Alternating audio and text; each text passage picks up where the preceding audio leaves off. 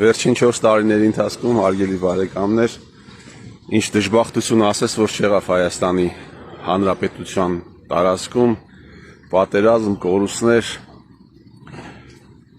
հազարավոր տղաների մահ, տասնյակ հազարավոր ընտանիքների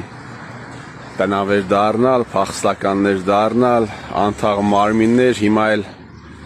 ամբողջ տարածաշրջանը կանգնած է նոր աղետի առաջ Իրано-իսրայելական պատերազմ, բայց ժամանակակից հայերը շարունակում են ուտել, երգել, պարել, փառատոններ անել, գինու փառատոնից մինչև գարեջրի փառատոն, այդպիսի մի փառատոնի ժամանակ երեք Գյումրիում տեղի ունեցավ ուժեղ քամի, անձրև եւ փառատոնը